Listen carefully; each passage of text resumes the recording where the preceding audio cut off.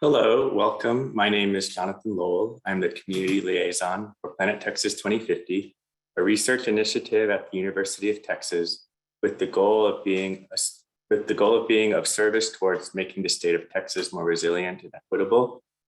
We do this by undertaking interdisciplinary research that aims to make societal impact.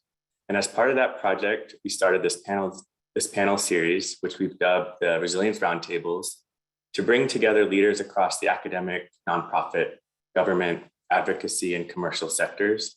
We organized these with 2 to 3 speakers and a moderator from the Planet Texas 2050 leadership team, with topic areas drawn from the City of Austin's Climate Equity Plan, as well as other topics that intersect with the issues of resilience, climate justice, disaster response, biodiversity, environmental humanities, and more.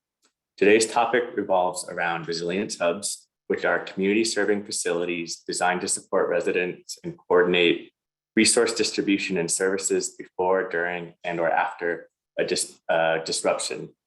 And we'll be hearing more about that shortly. I want to briefly go over the run of show. So welcome. I'll do a land acknowledgement. We will then introduce our panelists and speakers, Catherine Lieberknecht, Mark Kuder, and Francis Acuna, and they will be given presentations. Then we'll have a panel discussion led by Catherine, and then around 12:40, we'll open it up for a public question and answer, and wrap up around 1 o'clock. I wanted to, briefly show a document that,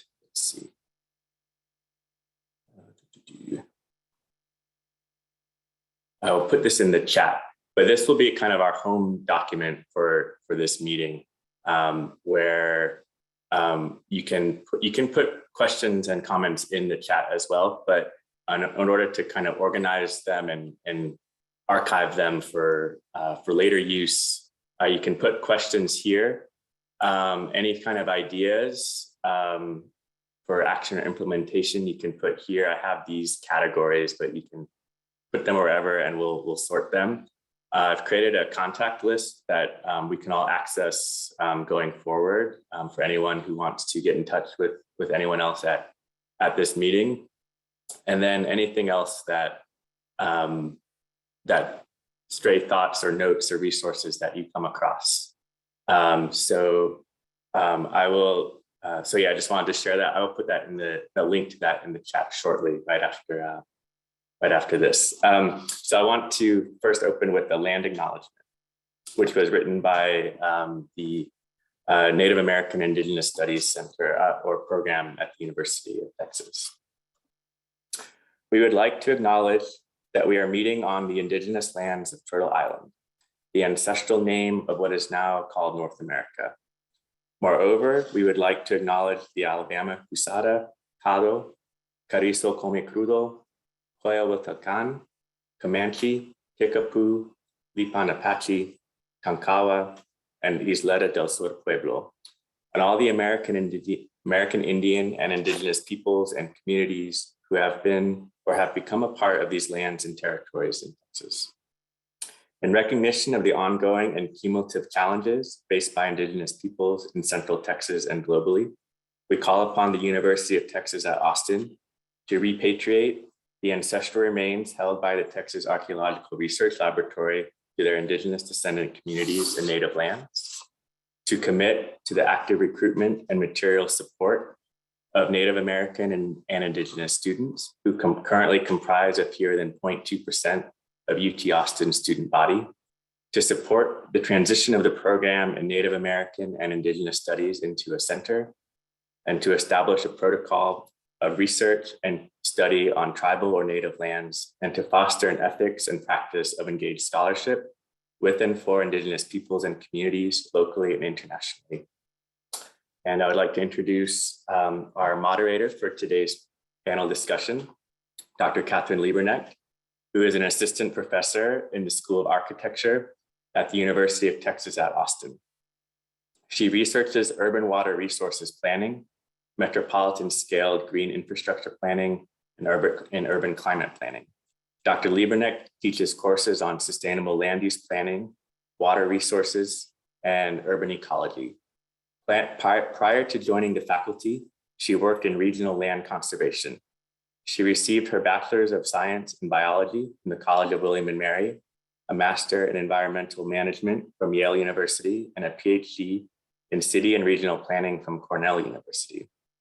Dr. Lieberneck was the inaugural chair of Planet Texas 2050, the University of Texas at Austin's first Grand Challenge research program. She is the faculty lead for the Texas Metro Observatory, Planet Texas 2050 Research Project, and co-lead for the Planet Texas 2050 flagship project, Equitable and Regenerative Cities in a Post-Carbon Future. And with that, I turn it over to Catherine. Jonathan, thank you all for being here. It's nice to see so many familiar faces and names. I'm really excited to introduce our two panelists for today, both of whom I've worked with closely over the past couple of years on many of the issues we're about to talk about in the next few minutes. So Frances Acuna is the Climate Resilience Lead Organizer for Go Austin, Vamos Austin, and their acronym is GAVA, and we'll probably be saying that a lot over the next 30 minutes. She has lived in Southeast Austin for 25 years.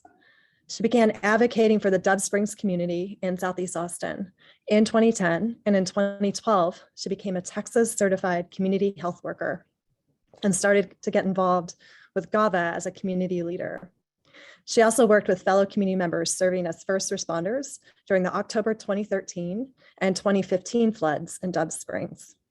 In 2017, Frances joined GAVA as a community organizer, where she worked to increase access to healthy food and physical activity. Later, with continued floods and residents being displaced due to flooding and infrastructure issues in the area, she became the Climate Resilience Lead Organizer, where she concentrates her efforts bridging the communication gaps between residents and stakeholders, emphasizing response and responsibility, where equity and public safety is a mutual priority. When she's not spending time in the community organizing or meeting with stakeholders, you can find Frances in her garden or spending time with her family. Thank you, Frances, for joining us. Mark Cudera is our second panelist and discussant, and Mark is the Environmental Program Manager at the City of Austin Office of Sustainability. Mark works with city departments to embed climate adaptation strategies into long-term operation and asset management planning. In this role, he also supports community organizations like GAVA to increase climate adaptation in the Eastern Crescent. Mark received a certificate in climate change and health from the Yale School of Public Health, a Master of Science in Sustainable Design from UT Austin School of Architecture, and a Bachelor of Science in Urban Planning from Arizona State University, Herberger Institute for Design and the Arts. Mark is a member, and this is a great acronym, of the NACHO, which I think is something about community health organization, but he can tell us, Global Climate Change Work Group. And also I would like to mention that Mark is teaching a course on climate adaptation here in the School of Architecture this fall, which we're really excited to host. So maybe we can hear a little bit about that later on too. So thank you both so much for joining us. And I believe Frances is going to present first for about 10 minutes, and then Mark will follow. We'll have some kind of structured questions, and then we'll follow that with an open Q&A.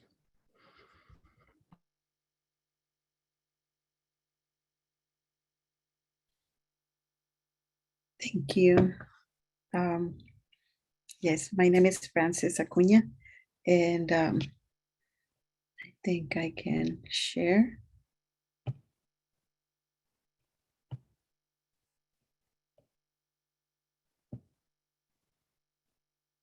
Okay. Well, it's always hard to talk about the impacts that climate disasters have on low-income communities.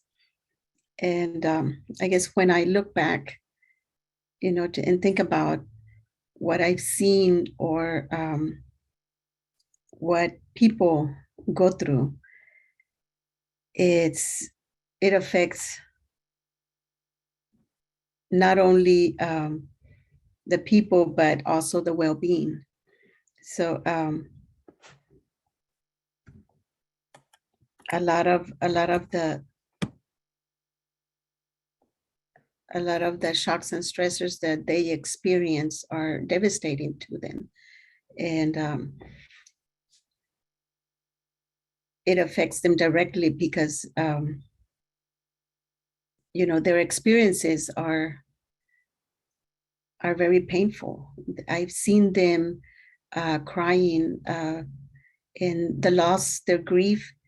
There's been, people have died in these disasters, and chronic illnesses due to the trauma, desperation, disbelief, sadness, anger, and resentment.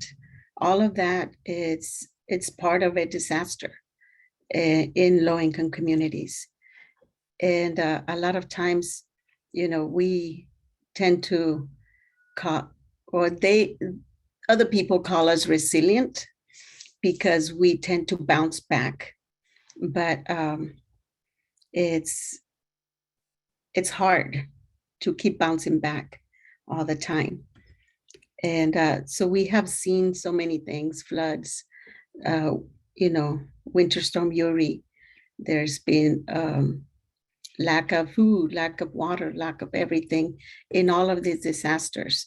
And of course, it always impacts the lower income communities a lot more, because it's, we don't have the abilities or the capacity to fix our homes, to fix the pipes, or to get what we need when the loss is there.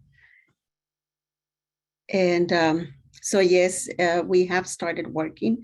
I responded in 2013 and 2015 floods, and the response was not there. There was so many gaps, and so part of those learning experience are now being taken into consideration in what we are doing this time around.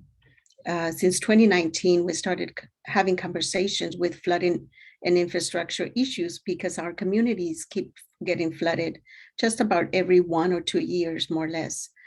And with the flood of July 2020, we had about 5 homes in my community. I know it's only 5, but 1 home is a little bit too much. So we drafted a disaster preparedness plan. I wanted, and I guess what pushed me to do that was the firefighter went to stop us from pulling all the debris out of the pond, so the water could go through the stormwater infrastructure. So he went in there and to stop us. Of course, he was right? Because if a resident falls in there, he's gonna die. But it's the desperation in the need to keep our home safe that makes us do dangerous things. And of course, we don't want to lose our belongings and that we have worked so hard to get. In December 2020, we started having conversations with city departments in order to work in a City of Austin disaster preparedness plan. And it's what we are doing right now, but that when I presented it to Austin Public Health, it was just a little draft, in a Google form. And it was the vision of having the city ready and the communities helping each other, because in the past there's been that gap, the communication gap. It's been first responding other areas that probably speak louder or probably have more have the ability or more power. Their voices have more power, but our communities didn't have what they needed. So in February, we experienced the Winter Storm Uri. And of course, to me, it was one of those blessings in disguise. because it was a traumatic experience, but it was the whole city of Austin that that experienced this. So we had so many volunteers, many organizations, many city departments, and everybody was included in the response. So what happened this February? There was mainly the people that were affected was homeless people. And we were struggling to get volunteers. Community Resilience Trust was having a hard time to get volunteers. There was a lot of the volunteers that were there were working double shifts. So there is a disconnect right there. We have partnered with Homeland Security Emergency Management and Watershed Protection to develop a disaster preparedness training to be able to train residents on how to anticipate, prepare, and respond to a disaster. And we have been having community meetings, and in order for us to listen to the gaps that they saw, the needs, any requests and experiences. We have partnered with City of Austin departments, organizations, community groups, and faith groups, organizations. And what we are working right now is in developing the Black Captain Black leaders, in order for the information coming from the city could be it could be a communication where we are able to bridge that gap with residents that don't have Facebook, that don't have a cell phone, but they might have a landline. They, with all of these barriers that we are seeing in the communities that we serve. And yeah, there's some pictures right there. So from those conversations, we have done a Resilience Hub's needs list, which it's just different things that we saw in last February, where we needed to have standing orders for one, to open the Resilience Hub, and standing orders for any showers, for the food to be prepared, for things that we didn't have and residents needed at that time. We got a list of things that residents said they needed, and also in this needs list, we also have a commitment from the city departments and neighborhood organizations that they have committed to do in case we go into another winter storm, or well, not in case, we know it's going to happen, and another flood and another heat. So all of these are things waiting to happen. It's just a matter of, are we going to be ready to respond the right way?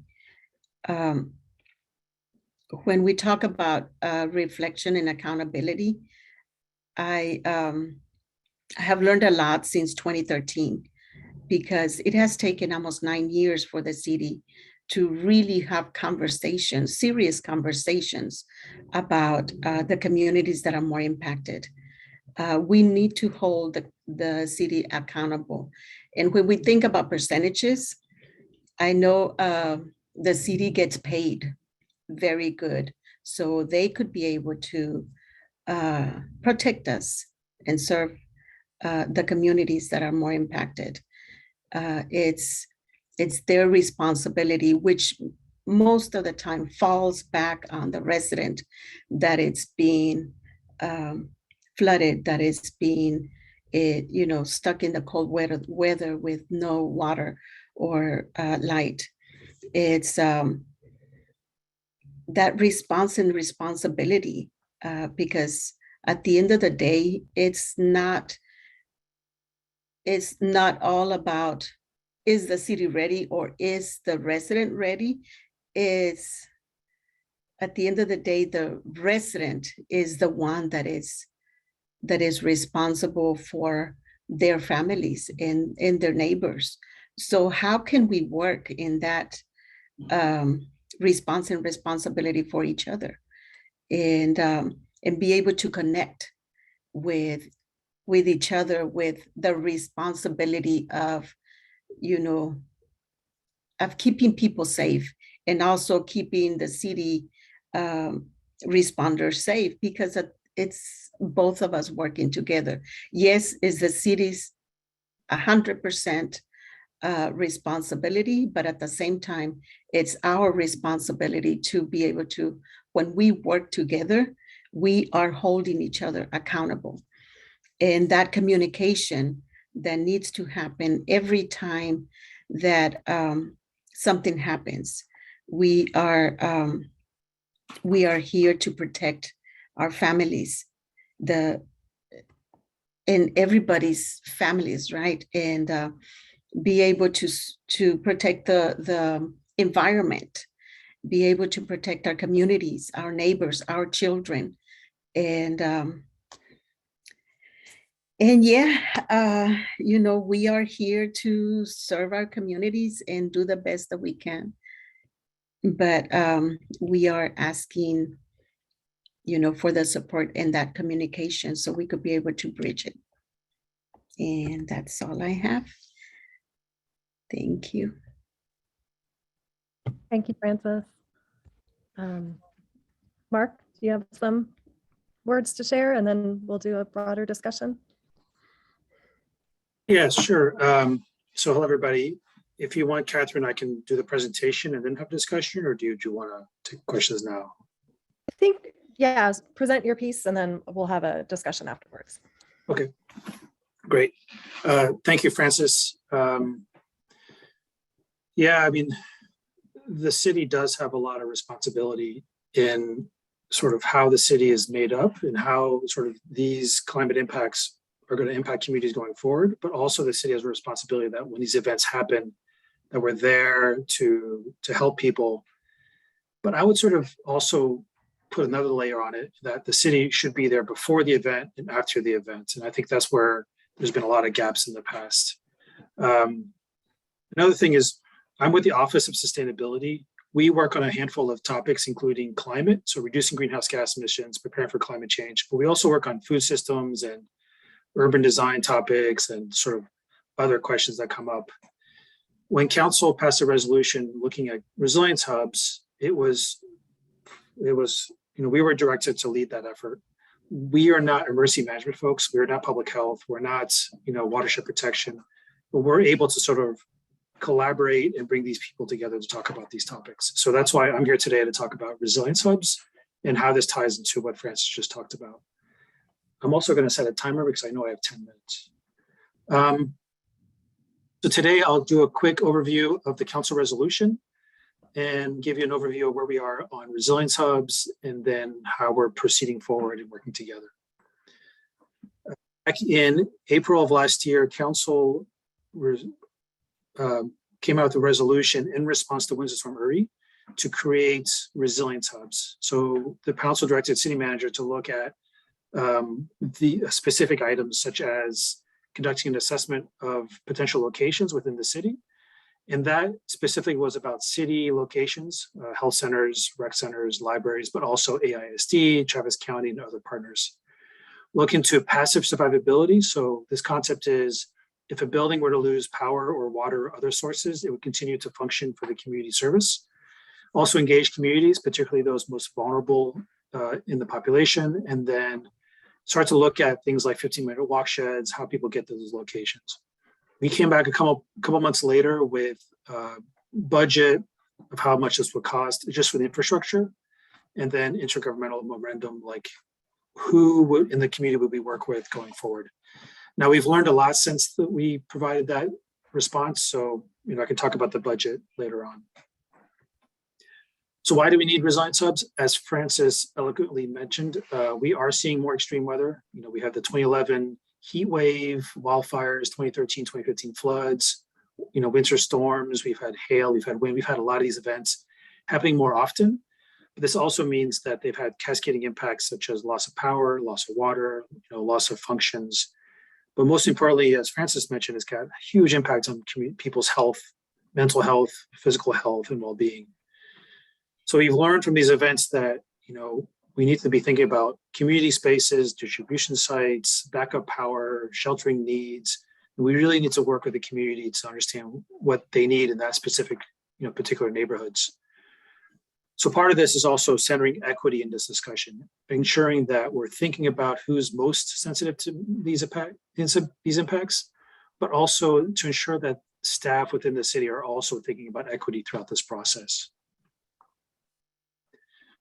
And we also know that, communities with the least amount of resources have the hardest time bouncing back from these events. And when we start to map those who are most sensitive to these community events, we're starting to see a pattern of the sensitivity, but also an increase in events in those locations. For example, in Southeast Austin, we're seeing more flooding. In Northeast Austin, we're seeing more heat impacts, winter impacts. These impacts are happening more often and more severely, particularly in locations with the least amount of resources. So we're using this as a framework to have these discussions and locate those first 6 hubs. So what are resilience hubs? They are a network of physical facilities. They're locations that people trust would naturally go to during an event, and they're connected to other locations based on need or based on whatever is going on at that time.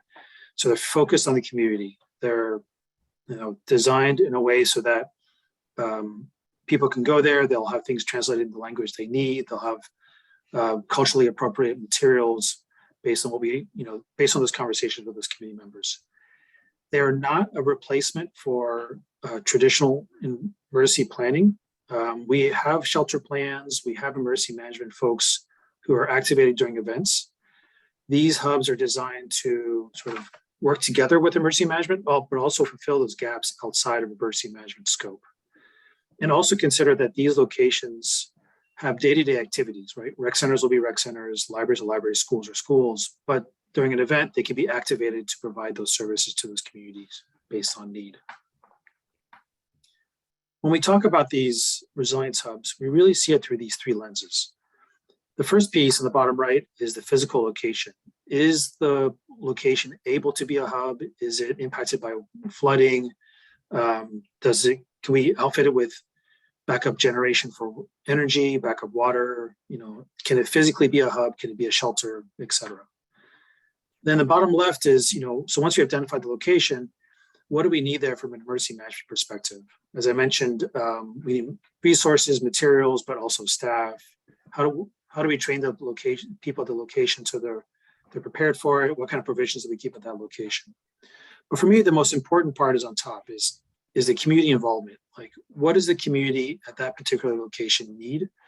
How do we create that trust, and how do we build that relationship over time so that when an event happens, we're ready and not just reacting to whatever's going on?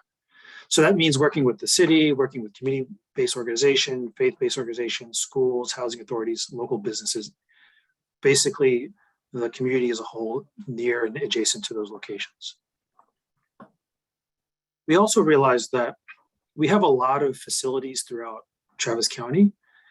Most of them cannot be shelters because to be a shelter, you need a lot of space, you need bathrooms, you need commercial kitchens. So we start to think about them in tiers so that libraries can serve a function, rec centers can serve a function, schools, et cetera. We're broken up into these 3 levels.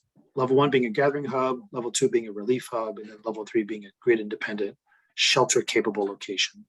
And I have more information on this on the next slide. So when we look at all 130 AISD locations, 57 city locations, 5 Travis County locations, and then we're now working with Austin Community College to get their locations. We're first taking a pass at which ones are physically able to be hubs, which ones are not exposed to natural hazards, and which ones are open to the public on a regular basis, have open hours or people can walk up to them. And then we're going through this process of asking the question of which ones of these hubs can be gathering hubs, relief hubs, grid independent. Level 1 is really sort of a passive location. It's a gathering place. It's a place where it has an indoor space, a bathroom, some water, some snacks, and maybe outlets for people to plug in their phones. Level 2 has everything in level 1, but is able to distribute food, water, goods, whatever is needed at the time. So some kind of parking lot for people to drive through, or an indoor space for people to walk through and get vaccinations or whatever is needed at the time. And these could be activated as point of distribution or resource centers. Then level 3 is shelter capable. So these would be locations that could be shelters, have commercial kitchens, a large indoor space for cots, additional storage of food and water and other needs. And then if needed, if there's no water or there's well water notice, can provide those services over time. So we're looking at these locations. We're looking at them based on these three. We're looking at these three based on city locations, school districts, county locations, community colleges, but also health centers. So we know there's a range of these locations throughout the city. There's also a range of needs in the neighborhood, different sizes of neighborhoods, different types of neighborhoods. So we want to sort of look at all these together to make sure there's what we're calling a hub and spoke model, right? A network of these locations. So on our side, we're analyzing these by mapping them, looking at social vulnerability, sorting by hub level, and then looking at where the gaps are, where there's no hubs or a lack of hubs or a lack of access. This is all sort of background information, because in the next step, we'll be looking to work with communities to look at sort of the neighborhood level, where the community naturally go, where can we sort of co-create those locations together, and then build that trust.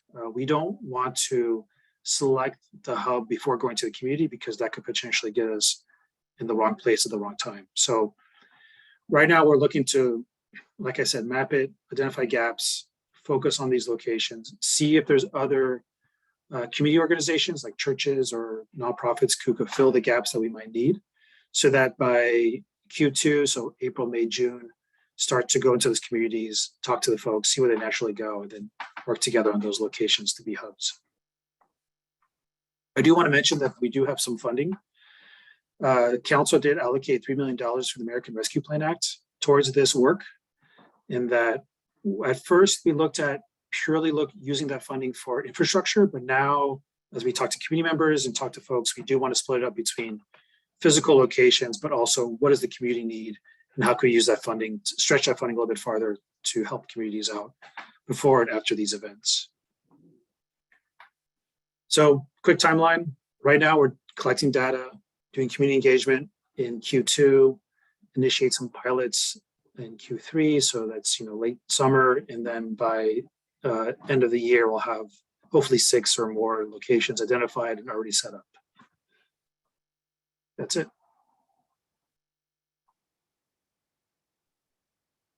Thanks, Mark.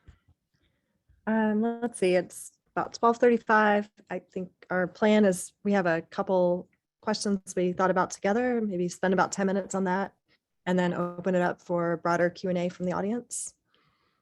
So Francis and Mark, just kind of listening to both of your remarks and reflecting on conversations we've had about this topic before, I was wondering if we could spend a little bit more time talking about recovery from events.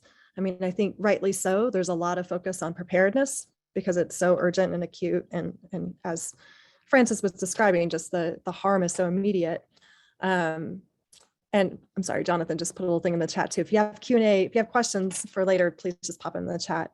So we think a lot about preparedness, but I wanted to talk a little bit about recovery, and maybe in particular, how these resilience hubs or broader types of community infrastructure could help with recovery from these events. Kind of what resources are available for recovery, how are we learning from past events and putting that knowledge to the future. So maybe thinking about some of the differences between the 2013 flood and the 2015 flood, or winter storm from last year, winter storm from this year. Thinking about how those experiences kind of inform our future and as we prepare for the recovery part.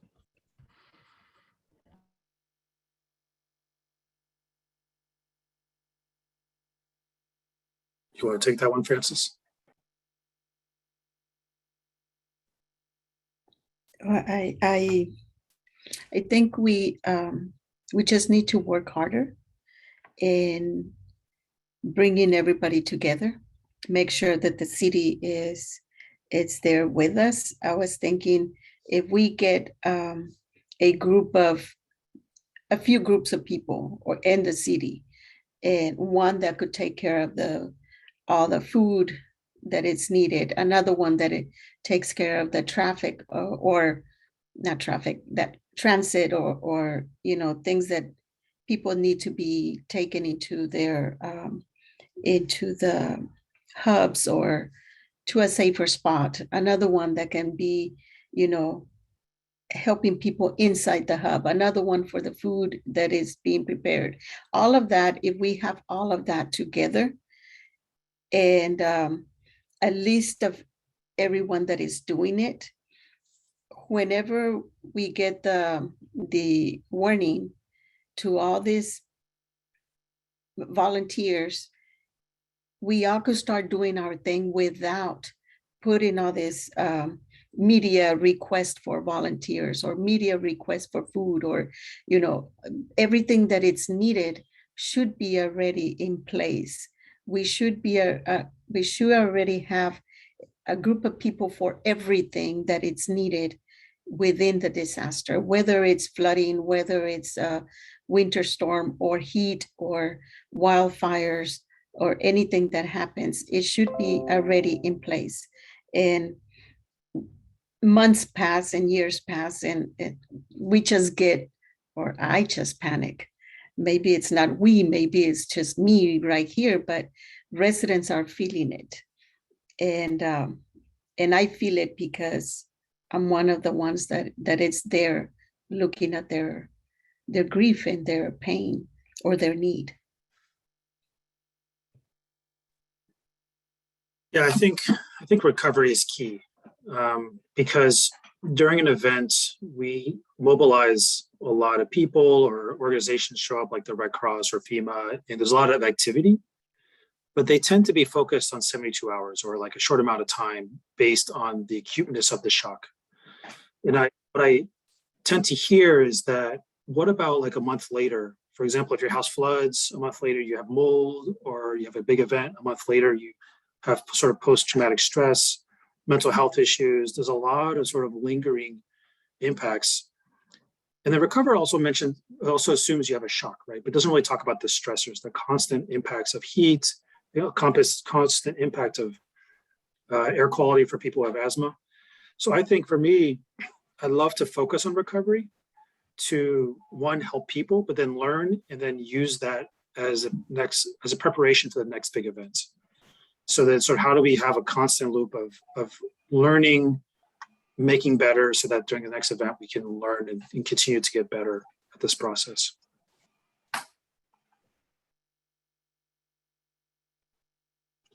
So just as a quick follow-up to that, I mean, I know Francis is part of the advisory council for the Resilience Hub project that Mark was describing, and Mark is leading as the staff person. Can you guys see a role for the resilience hubs and the recovery and the longer term addressing of stressors?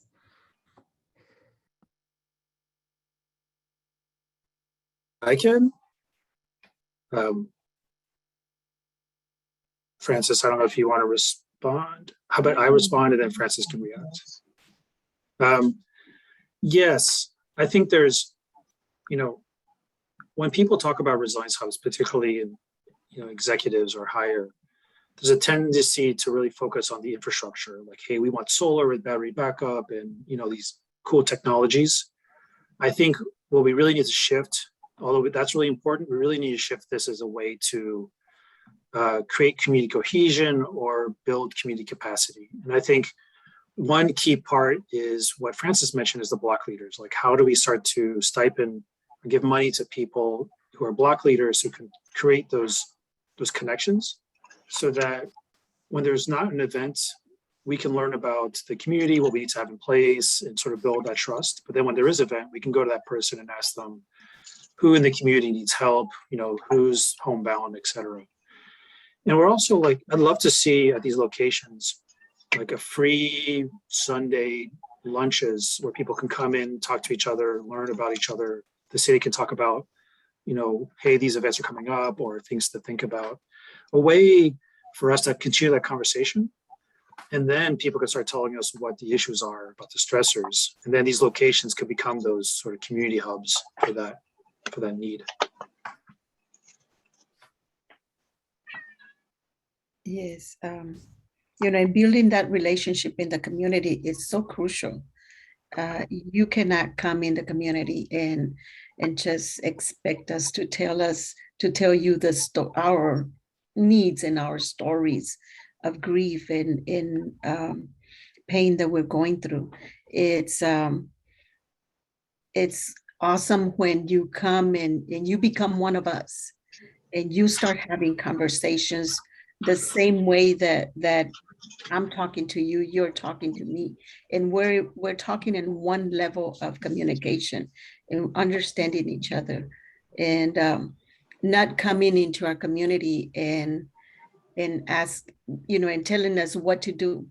You ask us what you want us, how you want us to get the help, or what does that look like, or building that trust in the community in the long run. You have everything. There's nothing that you can ask, and well, I shouldn't say that, because there's things that you can ask and I won't give you, but there's so much that residents and we can do in order for our communities to become better when we build on that trust and that commitment and responsibility at the end of the day.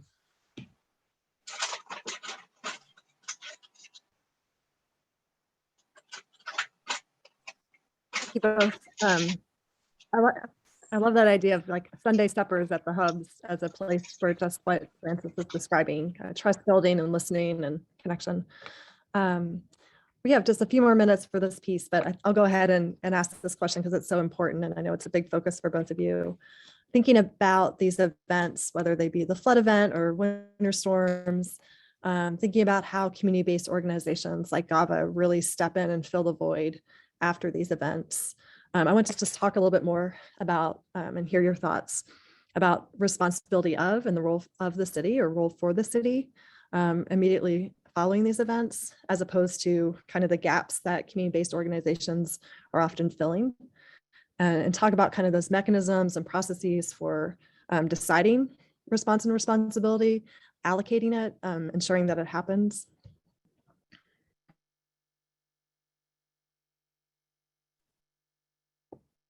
I think, in GAVA, we work at the community level. We are community led. So we work with the needs and the interest of the community. So many times, we see what's going on and we start working, or they come to us, to see how they could get help, where could they get some resources and things like that. We empower the residents to be able to make a call to council member, to their representatives, and be able to feel that confidence that a lot of times we don't have when we feel intimidated by a city official or city department. It's being there shoulder to shoulder, not necessarily do they start, we tell them what to do and they go do it. No, we stay with them, we train them, and we try for them to lead the efforts that they're caring about in order for our communities to be better, in order for them to feel safe. And I think that is missing in a lot of the organizations, that we try to ask something of the community, but we don't build that initial initial relationship that needs to be built before we can start bonding. And bonding is a good word. and working together. So I think, like Mark is saying, it's the responsibility of the city. And in that way, whenever our organization works and starts working with the cities, things happen and there's movement going around there. So the city starts having that confidence that they can trust the community and vice versa. And I think when you start working like that and you come into the community with an equitable lens, it's a lot easier for projects to move, I think. Yeah, it's a tough question because accountability is something that always comes up after big events, especially if people are hurt, or worse, if people if there's mortality or morbidity. But I think there's also a role and responsibility across multiple agencies. And when I think of it this way, it's like, you have the city, you have the community, you have individuals. On the city-wide perspective, Homeland Security Emergency Management is only like 10 people or less. And during big events, they pull together all these organizations, city, counties, states, organizations to deal with that one event. And I think what we're starting to see is departments sort of stepping up and going into that community, the second phase, right? Of like, how do we start to work across departments with community members to see what's going on and how we can help people.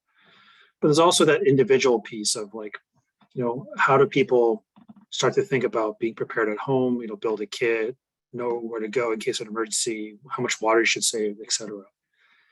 Now that last piece, the individual piece, that's easy to say when you have the means, but like, how do we start with working with people who don't have the means and have a hard time sort of saving and buying and being prepared to go to a hotel? I mean, that's a luxury.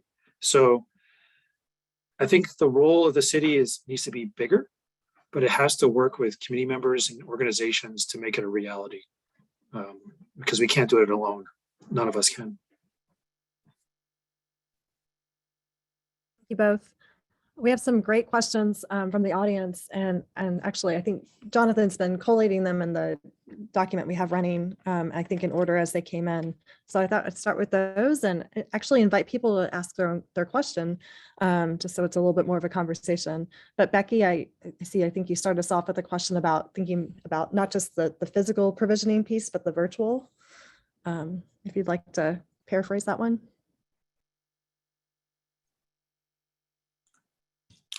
Sure. Sorry, I just had to turn off my teapot. It was making noise. I really appreciate Francis and Mark's comments, and I think this is an incredible conversation to be joining at this stage. I'm new to this conversation, so I'm really just coming from the perspective of the communications infrastructure dimension, which obviously is embedded within the physical infrastructure, and thinking in systems terms as opposed to top down or hub spoke, and the kind of relational way that I think that Francis was sort of speaking to, probably indirectly in the way I was listening to it. So my question is really, what has been thought through so far about the communications infrastructure related to these kinds of issues that obviously have been happening? So what was the earliest date was quoted 2011. I'm just curious what the thinking has been so I can catch up on that.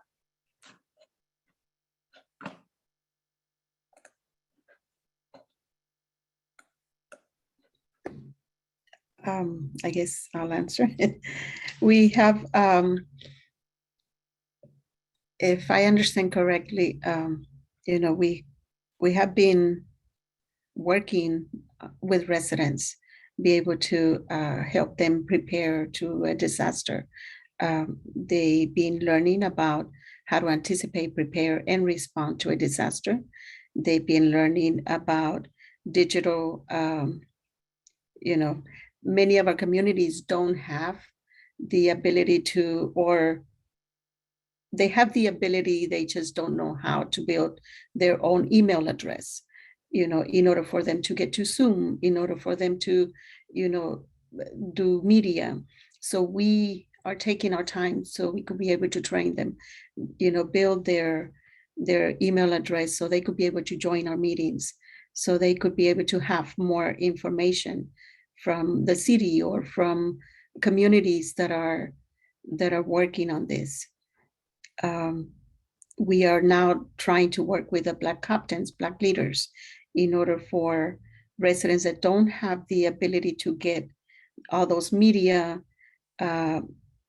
information or resources, so they could be sent from the city to the Black leader, and then to the Black captain, and then to the Black leader, and the Black leader would distribute to other residents. That's the idea of working like that, because many of our community don't have the language. They have language barriers. They have, everything is different. Cultural, we have to look at their culture. We have to look at, their, even their physical, because they might not be able to get information. So we have to go and physically show them.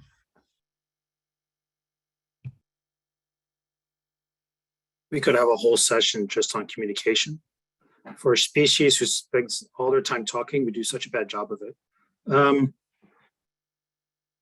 We know where to start. I'll just say that, okay, so before the event, we were looking at places like Orlando who are setting up broadband at these locations to provide services to the community around it who don't have, internet access, similar to what AISD did during the beginning of the pandemic, where they had school buses go out to these locations to provide broadband. So one is providing the infrastructure for people to have the communication digitally, but then also how do we start to build that communication verbally? As we know from events, during an event, EMS is not your first responder. The police department is your first responder. Your first responder is your neighbor. So how do you build the communication amongst your neighborhood so that people start to understand what's going on and then being prepared for an event? Then the communication during events, there is a lot to be said there. Some good, some mostly bad. I know that Francis has been talking about phone trees and ways to communicate during an event, who's got what, and how can we get those things around. So I think that's another large conversation. Digital inclusion is part of that. Digital literacy is part of that. Translation is part of that. And there's a lot of, culturally appropriate material is part of that. And then after the event, how do people get information or even understand what FEMA wants when you do insurance, regulation or insurance forms, like filling out those forms and doing that while you're sort of in a traumatic period is not easy. So how do you help communicate that piece across all these groups? So it's a huge topic, and I think probably the most important topic, but also the hardest one to try to figure out. Thank you. I'm looking forward to talking to our team at UT about what, some of that. So if there's anything that you want to send or share that's already on the agenda for that, would be great. Even with the Terra office or the CTCC, that would be really helpful. Thank you. Becky, thank you both, Mark and Francis. We just have about 5 minutes left, so I don't think we're going to get through all our questions, even though they're fantastic. We will keep this document up, and we can go back in and pop in information as well afterwards. So you're welcome to revisit it.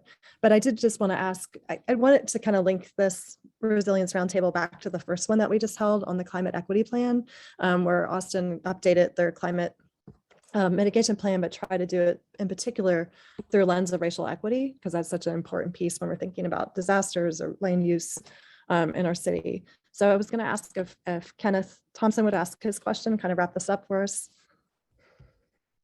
My question is when would we start having the real conversation of this and why community cover, need these resilient centers? And then I want to say, to Mark's point, I think what the city does horribly, in my opinion, right? Like you guys are starting to define what a resiliency center is. Well, let me say this to you, my friend. The best resilience center that I can have is my home, is where people live, right? And so it seems to me, if you guys are going to talk about resilience, talk about what's close to me first, right? But you're saying to me already that my house and my environment is so dysfunctional that you have to find builders in this community that you have put together for me to go. Talk to me about making my home. If you talk about my community, and as Francis was talking about my block, talk to me about making my home in my neighborhood a resilient center, not some foreign building. Talk to me about my home, because where I'm going to be the comfortable is at, and tragedy, and with people that I know and with people I trust. And being sent to different places, while that's cool. But if it's not something good for you, then why is it good for me and the people who resonate with me? And so I think at some point we have to talk about the real reasons why we have to do these things for people of color.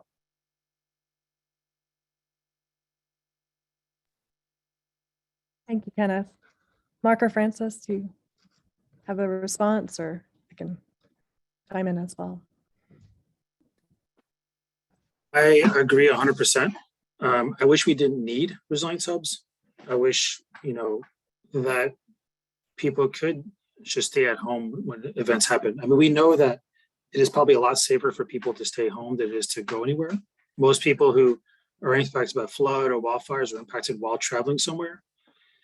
And I would much rather focus on getting home weatherized and making sure people are safe at their home than having them go to this location and have the assumption that, their homes are unsafe. I would totally agree.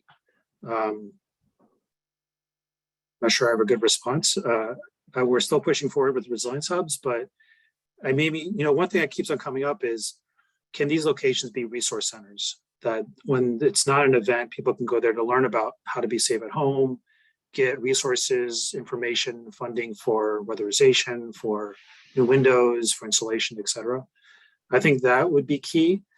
I think also what's key is, how do you start to work with the community to have the community feel like they own a piece of this resilience hub and talk to each other. So it's more of a community center and less of a rec center or whatever it happens to be. Because if people feel like they own it, then they have more agency to do something and take care of each other. And then the city can be there to provide funding or provide resources as needed. I think sort of taking that step towards co-ownership, I think, is really key. And I agree. We all rather be in our homes, but unfortunately, a lot of times our homes are not weatherized. They, we live in my home, for example, it's a 1973 home, so it needs a lot of repairs. There's homes that were built way before that don't have the way for people to stay safe. And the best way to keep our families safe, of course, we'd rather go to another building.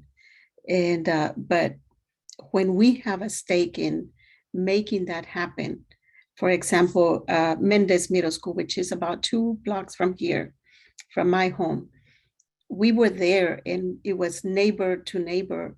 There was homeless people. It was like a family. I think there's blessings in disguise a lot of times when out of this struggle and out of this hard time, we build community, because even the people that were seeking shelter, they started working and there was singing going on, there was playing, there was all of this, things that can happen within that storm. And that's what makes it special and very important, when the resilience, it's within our communities, when those hubs and those shelters or buildings are within our communities and they're built by us, that live in these areas.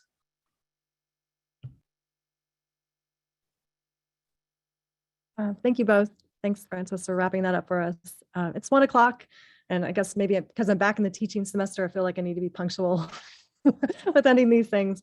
I just wanted to thank everyone for coming. Thank Francis and Mark so much for sharing information and stories and their thoughts about this and introducing us to the Resilience Hub concept.